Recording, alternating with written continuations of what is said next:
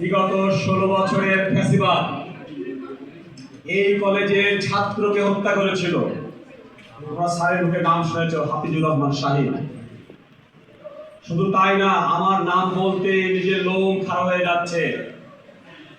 বাংলাদেশের বিগত 16 বছরের ফ্যাসিবাদ শুধু তাদের চিন্তা এবং চেতনার সাথে না মিলার কারণে একটি কলেজের শিক্ষককে নির্মমভাবে গুলি করে হত্যা করেছিল। তার নাম শহীদ নুরুল ইসলাম শাহীন।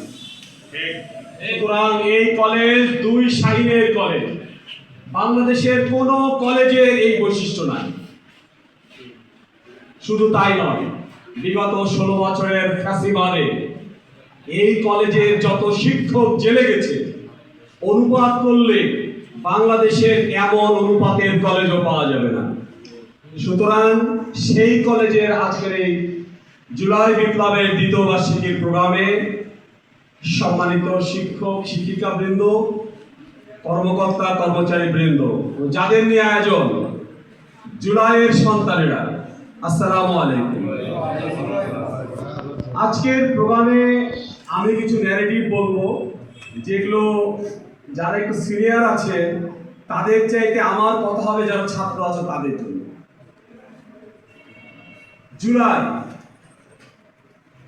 গণ অভ্যুত্থান না গণবিপ্লব। আমরা যদিও কাগজ কলমে গণ অভ্যুত্থান বলছি, আসলে বৈশিষ্ট্যের দিক দিয়ে এটা গণবিপ্লব। কিন্তু আমরা গণবিপ্লব করতে পারি নাই। কেন পারি নাই বলছি? গণবিপ্লব হয় তিনটা কাজ হলে। কয়টা কাজ বললাম? তিনটা কাজ হলে গণবিপ্লব হয়। 1 নম্বর, আন্দোলন হবে সংক্ষিপ্ত। 2 নম্বর, আন্দোলন হবে রক্তক্ষয়ী। এবং 3 নম্বর, আন্দোলনে সরকার প্রধান পালিয়ে যাবে।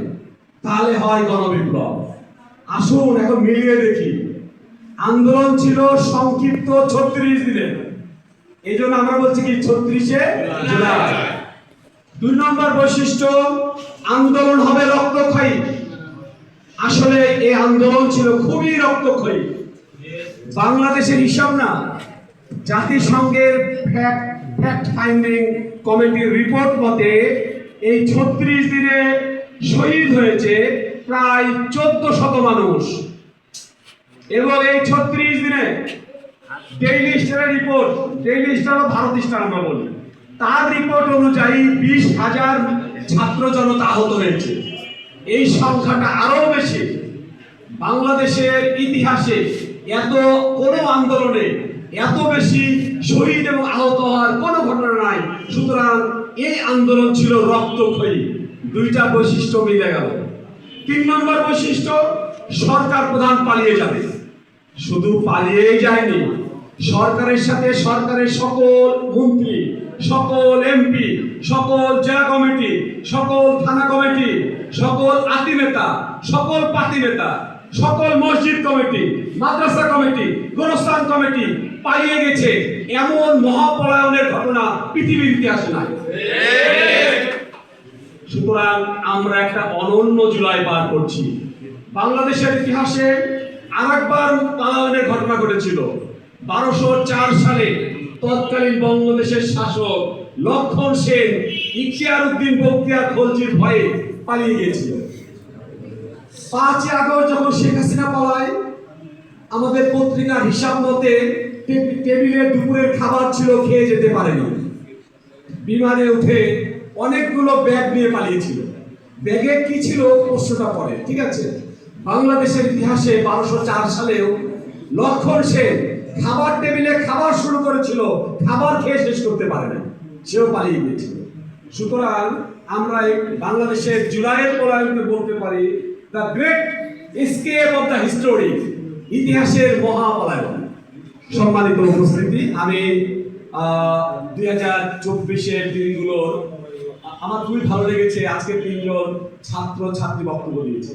মূলত জুলাই তাদের, আমরা জুলাইয়ের শুরুতে ছিলাম, নেতৃত্বে ছিলাম, বুদ্ধিতে ছিলাম। রক্তটা প্রথম শুরু করেছিল ছাত্ররা। সুতরাং তাদের বক্তব্য ইতিবাচক দিক। আজকের প্রোগ্রামে ছাত্রীদের উপস্থিতি ইতিবাচক দিক, কারণ কথাগুলো তাদের জন্য। জুলাই বিপ্লবে সবচেয়ে বড় হাতিয়ার ছিল শেখ হাসিনা সংবাদ সম্মেলনে একটা শব্দ বলেছিল, রাজাকারের নাতিপুতি। এটা অস্বীকার করার কোনো উপায় নাই।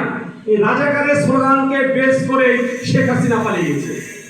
সেদিন ক্যাম্পাসগুলোতে স্লোগান হয়েছিল, আমি কে তুমি কে। কে বলেছে? কে বলেছে?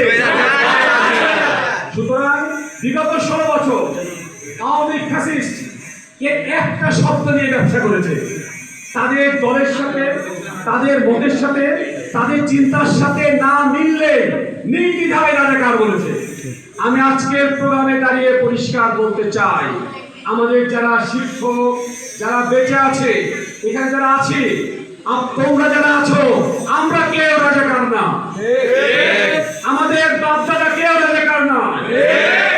আমাদেরকে রাজাকার বলার আগে 7 বার ভাববেন। তোমরা দেখেছো ইদানিং কিছু ক্যাম্পাসে আবার সেই স্লোগান ফিরেছে, অমক তমক রাজাকার এই মুহূর্তে বাংলা ছাড়। অমক তমক রাজাকার বলতে বলতে শেখ হাসিনা বাংলা ছেড়েছে। এখন যারা এই স্লোগান দিচ্ছ, ভারতের মোদি তাদের শেল্টার দিবে বলে মনে হয় না। সুতরাং এই স্লোগান একটু কম দেবা। আজকে এই জায়গায় দাঁড়িয়ে বলতে চাচ্ছি, আমরা কেউ রাজাকার না। আমাদেরকে রাজাকার যে কেউ বললে পারে, আমাদের বাপ-দাদাকে রাজাকার বললে পারে, দাড়ি টুপিকে রাজাকার বললে পারে, ইসলাম মানার জন্য রাজাকার বললে পারে। আমরা অভিশাপ দিচ্ছি, দুনিয়াতে লাঞ্ছিত হওয়া, পালিয়ে যেতে বাধ্য হওয়া। দুনিয়াতে বিচার না হলেও যে সন্তানটা দাড়ির পুরে টুপির পুরে জুতা নিক্ষেপ করছে, যে সন্তানটা কোথায় কোথায় জায়গা থেকে রাজাকার বলছে, সে যদি রাজাকার না হয়, পরকালে জান্নাতে যাওয়ার দরজার সামনে দাঁড়িয়ে জাহান্নামে পাঠিয়ে দেব। এত বড় মিথ্যা কথা মানতে চায় না। আবু সাইদের রোকেয়া বিশ্ববিদ্যালয়ের দেওয়ালে দেখলাম কুলাঙ্গাররা নির্দ্বিধায় দেওয়ার হোসেন সাইদের ছবির উপরে জুতা নিক্ষেপ করছে। আমার সন্দেহ আছে তার পিতামাতা আছে কিনা। দেওয়ার হোসেন সাইদি বাংলাদেশের প্রতিদ্বন্দ্বিতার প্রার্থী। আজকে তোমাদেরকে 3টা দিতে হবে। পছন্দ হবে রাজাকার বলবে। আমার জন্ম, আমি যদি খাতা কলমের থেকে 2 বছর বাড়িয়ে দিই, আমার 1979 সালে খাতা কলম, বাংলাদেশের প্রেক্ষাপটে 2 বছর বাড়িয়ে দিলাম, 77 বললাম। 71-এর কত বছর পর হচ্ছে তাহলে? আর তোমাদের তো হিসাব বাকি দিলাম। সুতরাং রাজাকার রাজাকার করবেন না এটা বলে বিদায় হবেন, ন্যারেটিভ তৈরি করেন। আমি তারপরে যে কথাটি বলতে চাই সেটা হচ্ছে, আমি একটা সেমিনার দিয়েছিলাম, সেখান থেকে টুকটাক কথা বলছি।